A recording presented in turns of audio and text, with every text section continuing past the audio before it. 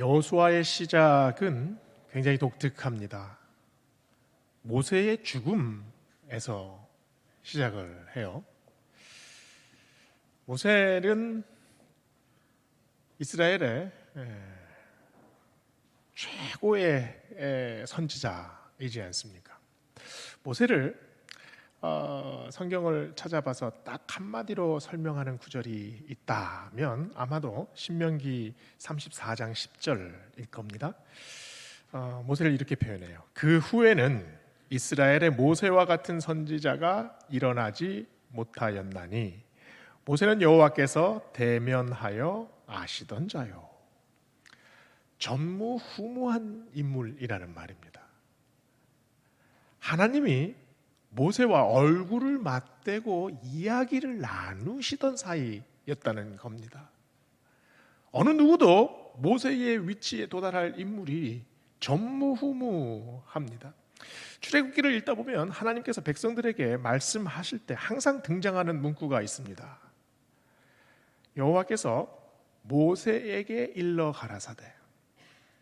백성에게 말을 전해야 되는데 그 중간에 항상 모세를 거쳐서 모세의 입으로 하나님의 말씀을 전했습니다. 모세가 아니면 하나님께서 말씀하지 않으셨다는 말입니다. 모세는 그야말로 대단한 인물이지요. 그런데 이 모세가 죽었습니다. 40년 동안 이스라엘을 이끌어 오던 하나님의 손에 붙들린 위대한 선지자가 죽었습니다. 모세의 카리스마를 생각해 보세요. 홍해 앞에서 그 수많은 백성들이 불안에 떨 때 홀로 앞에 나가서 바다 앞에서 주먹을 불끈 쥐고 지팡이를 들어 올리자 광풍이 몰아칩니다. 그 막막한 바다가 둘로 쫙 갈라지지 않습니까? 르비딤 사막에서 백성들이 다 목말라서 죽을 지경이 됐을 때 바위를 지팡이로 쳤는데 바위가 쩍 갈라집니다. 그곳에서 생수가 터져 나오지 않습니까? 아말렉과 전쟁할 때 모세가 손들어 기도하자 이스라엘이 이깁니다. 손 들고 있을 때까지 이스라엘이 이기지 않습니까? 시내산 꼭대기에 그 빽빽한 구름 사이에 모세가 올라갔을 때 천둥이 칩니다. 번개가 칩니다.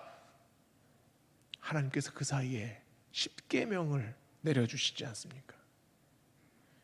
그야말로 모세는 불기둥 선지자입니다. 그런데 이제 모세가 죽었습니다. 모세가 죽고 나자 구름기둥과 불기둥도 사라집니다. 모세가 없는 시대 한가운데 여호수아가 달랑 남았습니다. 이제는 어떻게 해야 합니까? 어디로 가야 합니까? 이 많은 백성들은 이제 어떤 방법으로 어떻게 하나님의 음성을 듣고 하나님의 말씀을 따라야 합니까? 너무나 막막했을 겁니다. 우리에게 그런 날들이 있지 않습니까? 평소에 모르다가 갑자기 엄습하는 불안, 갑자기 깨닫는 허무함, 이런 상황이 우리에게 있습니다. 항상 옳은 선택을 하고 최선의 선택, 또 최고로 열심히 일한다고 생각을 했어요. 그런데 어느 순간 돌아보면 지금까지 뭘 하는 거지? 이런 생각이 있을 때 있지 않습니까? 저도 고등학교 때 친구는 이게 지각을 좀 하는 친구가 있었어요. 근데 보통 지각도 아니고 거의 점심시간 때 옵니다. 근데 이 시간이 이 친구가 무슨 늦잠을 자서 지각을 하는 게 아니에요. 새벽같이 일어납니다. 그래서 경운기를 끌고 논에 로타리를 하다가 와요. 로타리 뭔지 아시죠?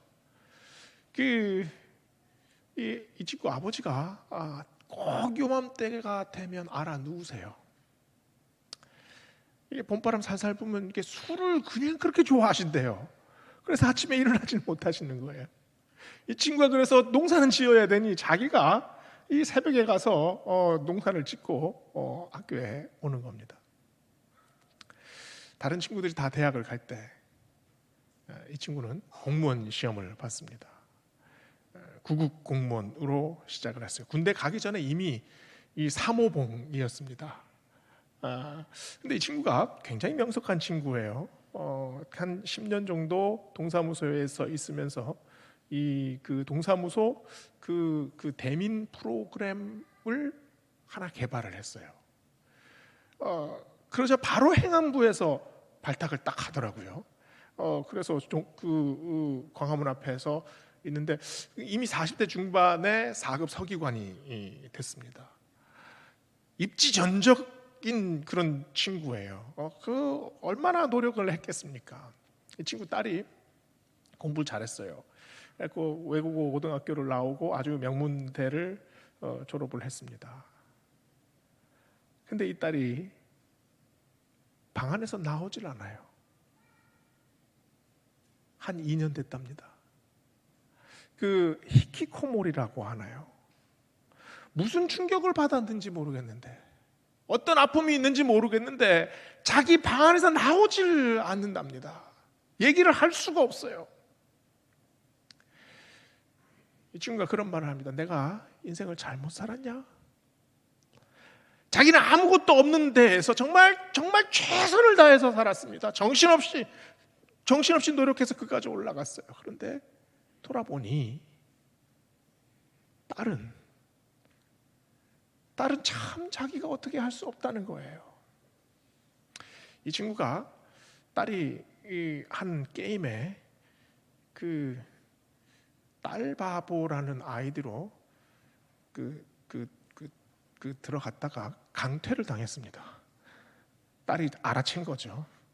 그런다고 안 들어가겠습니까? 아이디를 바꿔서 계속 들어가요. 딸을 만날 수가 없거든요. 그러니까 게임에서라도 딸하고 얘기를 하고 싶은 거죠. 이게 아빠 마음이 이런 거 아니겠습니까? 인생을 살아가면서 우리는 수많은 어려움과 기막힌 사건들을 경험합니다. 모세와 비교했을 때 여호수아는 자신이 너무 작아 보였을 거예요. 모세는 대단한 선지자입니다. 그런데 여호수아는 누구였습니까? 모세의 수종드는 사람이었습니다. 이런 불안한 마음을 갖고 하나님, 제가 어떻게 모세의 뒤를 이어갈 수 있겠습니까? 이렇게 기도할 때 세미한 음성을 하나님께서 들려주십니다. 강하고 담대하라. 오직 강하고 담대하라. 여호수아가 이 말씀을 들을 때 무슨 생각을 했을까요? 강하고 담대한 게 뭡니까? 내 마음이 흔들리지 않으면 내가 강한 겁니까? 내 마음에 어떤 확신이 차오르면 그럼 강하게 되는 겁니까? 담대하게 되는 겁니까? 다른 사람 앞에서 쩌렁쩌렁하게 소리를 지르면 그러면 내가 강하게 되는 겁니까? 강하게 된다는 건 어떤 건가요? 1차 세계대전 후에 독일 국민들이 느낀 것은 불안이었습니다. 경제 공황이 닥쳐옵니다. 1차 세계대전에서 졌기 때문에 패전 배상금이 어마어마했습니다. 다들 너무너무 힘들게 살았어요. 독일 사람들이 사는 길은 영토를 확장하는 길밖에 없었습니다. 모든 백성들이 다 알고 있어요. 그런데 또다시 전쟁을 일으킨다는 건 너무나 큰 부담이었습니다. 이때 이런 국민들의 불안을 한순간에 잠재우는 사람이 나타났습니다. 패전의 울분을 상기시키고 독일을 다시 재무장시키고 그리고 독일 주위에 있는 모든 나라들을 싸잡아 비판합니다. 아돌프 히틀러 아닙니까? 그는 타고난 선동가였습니다. 그가 얘기하는 그 비난의 레토릭, 전 국민들의 마음을 사로잡습니다. 이 히틀러가 연설을 할 때는 단에 올라가서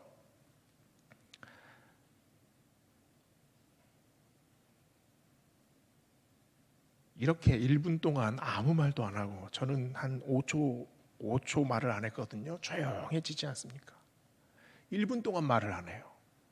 그런 다음에 아주 열정적으로 연설을 이어나가기 시작합니다. 연설 끝날 쯤 되면은 저 뒤에서 횃불을 든 군중들이 쫙 모여와요.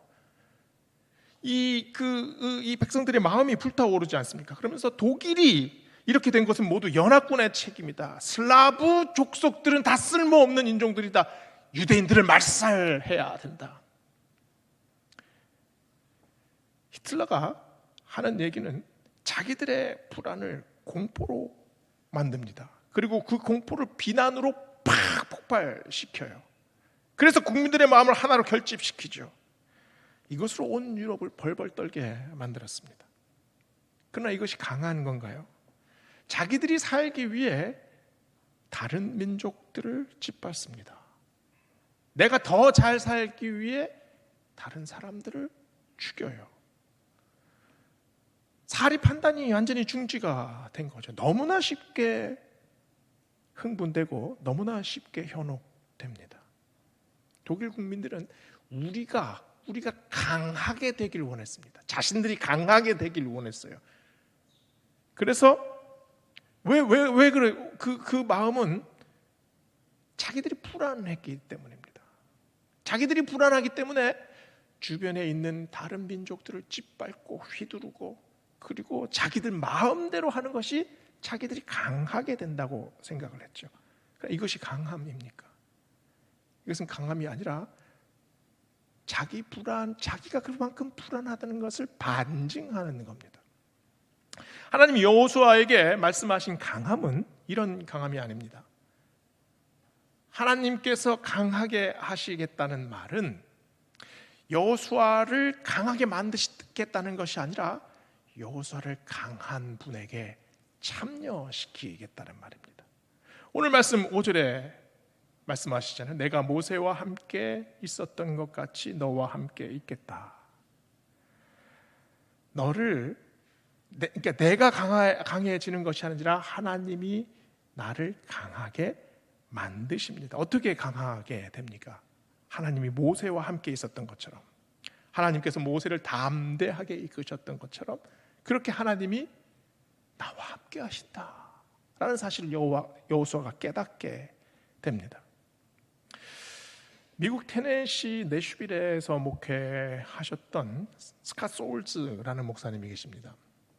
이 스캇 소울즈 목사님이 팀 켈러 목사님과 함께 리디머 교회에서 사역을 하셨던 분이에요. 그런데 이분은 휠체어를 타고 설교를 하십니다. 이분이 젊었을 때 다이빙을 하다가 이 목이 꺾였어요. 그래갖고 다리와 팔을 전혀 사용하지 못합니다. 근데 이분이 항상 귀가 따갑게 강조하시는 말씀이 있어요. 하나님은 강한 자가 아니라 약한 자를 사용하십니다. 하나님은 온전한 자가 아니라 망가진 자를 사용하십니다. 하나님은 자신감에 차 있는 자가 아니라 움츠러든 자, 꽃밭에서 자라난 자가 아니라 폐허 속에서 자라난 자를 사용하십니다. 그래서 이 목사님이 하신 설교 제목 중에 Turn your scar into the star라는 제목이 있어요. 별빛, 너의 상처를 별빛으로 만들어라 라는 뜻이지 않습니까? 상처가 별이 되기 위해서는 그 상처를 자기가 받아들여야 합니다. 자기가 받아들이고 나서 그것이 진정 자기 안에서 강하게 다시 만들어져야 되죠. 변화되어야 합니다. 그래서 이 목사님이 이런 말씀을 하셨어요. 믿음의 사람은 그냥 만들어지지 않습니다. 약점은 그냥 강해지지 않습니다. 그러나 상처가 별이 되면 휠체어가 설교단으로, 수술실이 예배의 당으로, 고통의 현장이 거룩한 장소로, 무덤이 부활의 땅으로, 감사와 은혜의 땅으로 변하여 갑니다. 상처가 어떻게 별이 됩니까? 우리는 강한 사람이 되려고 합니다. 그러나 강한 사람은 아주 높은 꼭대기에 성공의 자리에 우뚝 선 그런 사람이 강한 사람이 아닙니다. 강한 사람은 시련과 고난의 구덩이에서 씨름하는 사람입니다. 그 속에서 헤어나오기 위해서 발버둥 치는 사람이에요. 그러나 그곳에서 절망을 맛보지요. 그러나 그곳에 머무는 사람은 아닙니다. 그것을 빠져나오는 방법을 발견한 사람, 그 사람이 진짜 강한 사람 아닙니까? 약하지 않은 사람은 없습니다. 문제가 없는 가정 하나도 없습니다. 후회가 전혀 없고, 또 상처가 전혀 없고, 수치가 없고, 후회와 자책이 없는 사람, 그런 사람 없습니다. 우리는 모두 다 약한 사람이지요. 상처받은 딸을 바라보면서 부모는 가슴이 아픕니다. 그리고 화가 나기도 해요. 왜 저거 하나 이겨내지 못하나 답답한 마음이 있죠. 그러나 그 딸은 자기가 처한 환경에서 두 발로 일어서기조차도 너무나 힘들어합니다. 그래서 자꾸 숨어들잖아요. 그래서 자꾸 어둠 속으로 들어갑니다. 이런 딸에게 어떻게 다가가야 합니까? 부모가 강해져야 합니까? 너 정말 이따구로 살 거야? 똑바로 안 해? 이렇게 호통쳐야 합니까? 부모가 약해져야 합니다. 부모가 힘을 빼야 합니다. 부모가 딸이 처한 그 자리까지 내려가야 합니다. 그곳에서 딸이 무엇을 느끼는지를 경험해야 합니다. 그래서 같이 단식하고 같이 울어야 합니다. 이 과정이 상처가 별이 되는 과정 아닙니까? 내가 약해져서 딸을 살리는 과정이 바로 이 과정입니다. 하나님은 우리가 약한데도 불구하고 우리를 사용하십니까? 하나님은 약한 사람을 하나님이 한번 확 손으로 붙잡으면 그 사람이 순식간에 강한 사람이 됩니까? 그렇지 않습니다. 하나님은 약한데도 불구하고 사용하시는 것이 아니라 약함을 통해서 사용하십니다. 그 사람이 약한데 그 사람을 확 강하게 바꾸는 것이 아니라 그 약함을 단계적으로 하나씩 밟고 가면서 약함을 오히려 극복하는 한 사람으로 만들어내십니다. 이게 하나님께서 우리를 사용하시는 방법 아닙니까? 그래서 그 과정 속에서 하나님의 안타까움, 하나님의 사랑, 그 하나님의 희생을 우리가 조금씩 발견해 나가게 됩니다. 예수님께서 이 땅에 왜 아기의 모습으로 오셨습니까? 우리가 예수님의 왕관을 경험하고 구원받았습니까? 예수님의 전지전능하심에 전율해서 내가 제자가 되겠습니까? 이렇게 고백했습니까? 예수님의 십자가를 보고 우리는 변해졌습니다. 예수님의 그 희생, 그 사랑, 전혀 사람들이 보기에는 힘없는 것 같은 그 사랑이 우리의 영혼을 움직이지 않았습니까? 사랑은 죽음보다 강합니다. 사랑은 죽음을 살려냅니다. 약한 사랑은 없습니다.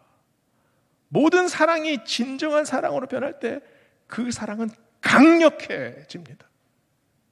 주님께서 우리에게 보여준 것이 바로 그것 아닙니까? 모세가 어떻게 강해졌습니까? 모세가 타고난 리더였습니까? 실패를 모르는 사람, 두려움이라고는 모르는 사람이었습니까? 모세는 철저히 실패한 사람입니다. 한두 해 정도 방 안에 구석에 밖에서 나오지 않은 게 아니라 40년을 미디안 광야 속에 자기를 아는 사람이 아무도 없는 그 광야 속으로 숨어버린 사람입니다. 몸에 양똥 냄새가 이제 몸에 배인 사람이에요. 바로 왕을 만나러 간다는 생각에 두려움에 떤 사람입니다. 자신이 작아질 대로 작아지고 자존감이 없어질 대로 없어진 그런 사람 아닙니까? 그런 사람에게 하나님이 어디로 오셨습니까? 모세의 상처의 가장 한가운데로 오셨습니다. 모세의 인생 폐허 속으로 오셨습니다. 하나님이 우리의 이런 마음에 임재하실 때 그때 우리의 인생이 변하게 됩니다. 두려움이 담대함이 되지요. 하나님은 사람을 이렇게 변화시킵니다. 여호수아와 모세 똑같이 불안했습니다. 똑같이 내세울 것 없었습니다. 똑같이 작았고 비참했고 능력이 없었습니다. 그러나 여호수아가 알지 못했던 것이 있죠. 성경에 보면 여호수아가 처음 등장하는 말씀이 있어요. 민수기 27장 18절에 여호수아 이름이 처음 등장합니다. 그때 여호수아를 이렇게 말합니다. 눈의 아들 여호수아는 그 안에 영이 머무는 자니 너는 데려다가 그에게 안수하라. 여호수아는 알지 못했습니다. 자기는 원래 하나님의 영이 임하던 사람이었습니다. 여호수아가 아무리 자기가 부족하다고 느끼고 자격이 없다고 느끼고 두렵다고 느껴도 그 안에 하나님의 영이 이미 존재하는 사람이었습니다. 여호수아는 이것을 기억하고 있어야 해요. 하나님이 17절에서 말씀하십니다. 오직 강하고 극히 담대하여 나의 종 모세가 너에게 명령한 그 율법을 다 지켜 행하고 좌로나 우로나 치우치지 말라. 그리하면 어디로 가든지 형통하리니. 그러나 우리는 치우칩니다. 우리는 옆으로 좌우로 치우치고 앞으로도 꼬꾸라지고 뒤로도 넘어집니다. 이게 바로 우리의 모습 아닙니까? 치우치고 싶어서 치우칩니까? 우리의 인생이 우리를 그렇게 흔들잖아요. 아무리 흔들리지 않으려고 해도 우리는 흔들리는 존재입니다. 어떻게 하면 좌로나 우로나 치우치지 않습니까? 8절은 말합니다. 이 율법책을 너의 입에서 떠나지 말게 하며 주야로 그것을 묵상하여 그 안에 기록된 대로 다 지켜 행하라. 그리하면 내 길이 평탄하게 될 것이며 네가 형통하리라. 묵상하라 라는 말씀이 있습니다. 묵상하라. 묵상은 메디테이션이 아닙니다. 묵상은 몰입입니다. 그래서 히브리 말로 하가라는 말을 써요. 하가. 이게 굉장히 탁한 발음이죠. 이 하가는 굉장히 원초적인 단어예요. 잘근잘근 씹다라는 뜻이 있습니다. 또 혀로 핥다라는 뜻도 있어요. 묵상하라라는 말은 그냥 우리가 조용히 혼자서 생각을 다듬는 이 정도 수준이 아닙니다. 묵상하다, 이 하가라는 말이 이사야에 자주 나오는데요. 이사야 31장 4절에는 이 묵상하는 모습이 사자가 자기 이 먹이를 확 붙들어서 으르렁으르렁 거리면서 붙잡고 있는 모습을 하가라는 단어, 묵상이라는 단어로 썼어요. 그리고 38장 14절에 보면 비둘기가 새벽에 꾸구 하고 우는 그것도 묵상이라는 말을 썼습니다. 묵상은 빼앗기지 않으려고 아주 가르렁 거리면서 먹이를 쥐고 있는 그 상태, 그리고 홀로 아무도 없이 적막한 곳에 혼자서 슬피 우는 마음, 그리고 그 안에서 새로운 깨달음을 느끼고 다시 하나님을 독대하는 마음, 이게 묵상입니다. 그래서 묵상은 내 인생의 소리와 내 마음의 중심을 하나님의 말씀에 일치시키는 일입니다. 모세는 하나님과 대면하여 알던 사람이었습니다. 모세가 하나님의 말씀을 받고 나아가기 시작할 때 모세는 지팡이를 들고 나가죠. 하나님은 모세를 마치 모세가 지팡이를 사용하듯이 그렇게 모세를 사용하셨어요. 그 지팡이에서 모든 기적들이 일어나지 않습니까? 여호수아서로 탁 넘어가면 여호수아는 지팡이를 가지고 있지 않습니다. 대신에 언약궤를 붙습니다. 이게 무슨 말일까요? 더 이상 기적의 시대가 아니라 이제는 말씀의 시대로 넘어간다 라는 말씀입니다. 우리는 두려움의 시대를 살아가요. 그러나 그 말씀 속에서 하나님과 교제합니다. 9절 말씀을 보세요. 강하고 담대하라. 두려워하지 말며 놀라지 말라. 네가 어디로 가든지 너의 하나님 여호와가 너와 함께 하느니라.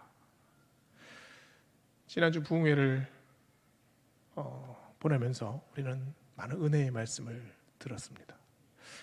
그 중에서 지금까지 내가 예배를 지켰다라고 생각을 하죠. 내가 여기에 참석해서 내가 예배를 살려냈다, 이런 생각을 합니다. 근데 부흥회 기간 동안 강사 목사님이 내가 예배를 지키는 것이 아니라 예배가 나를 지키지 않았습니까? 라고 우리에게 묻지 않았습니까? 내가 참석한 예배, 내가 읽은 말씀, 내가 올려드렸던 기도, 내가 불렀던 찬양, 이것이 우리의 인생을 이끌고 여기까지 왔습니다. 성경에 나오는 사람들은 하나같이 약한 사람들입니다. 아브라함은 자기 목숨을 부지하려고 마누라를 팔아 먹습니다. 사라는 불임이었습니다. 야곱은 열등감에 시달렸던 사람이지요. 요셉은 인신매매를 당했습니다. 삼손은 아주 망난이 아니었습니까? 룻은 청산 과부였습니다. 다윗은 자기 아들이 자기를 죽이려고 했습니다. 예레미야는 매국노로 몰렸습니다. 엘리야는 우울증으로 죽으려고 했습니다. 도마는 의심했고 베드로는 배반했습니다. 바울은 평생 핍박을 당하며 살았습니다. 어떻게 보면 성경에 나오는 이 모든 사람은 실패자처럼 보입니다. 그러나 이 치우칠 수밖에 없는 사람들, 휘둘릴 수밖에 없고 넘어질 수밖에 없는 사람들이 어떻게 다시 일어서고 어떻게 다시 살아납니까? 이들이 말씀을 움켜쥔 사람들입니다. 말씀을 묵상한 사람들입니다. 자기 상처와 아픔을 붙들고 하나님과 독대합니다. 그리고 그 말씀으로 자기 삶에서 녹여냅니다. 그래서 자기 고난을 찬양으로 이끌어내지 않습니까? 자기 열등감을 감사로 만들어내지 않습니까? 자기 질병을 위로의 도구로 만들어냅니다. 그리고 실패를 은혜로 간증합니다. 강하고 담대하라. 누구 때문에 강해집니까? 하나님 때문에 강해집니다. 담대하라. 어떻게 담대해집니까? 말씀으로 담대해집니다. 예수님께서 우리에게 하신 말씀이 있죠. 강하고 담대하라. 내가 세상을 이기었노라. 오늘 말씀이 우리에게 말합니다. 강하고 담대하라. 네가 어디에 있든지 무엇을 하든지 내가 너와 함께 하리라. 기도하시겠습니다.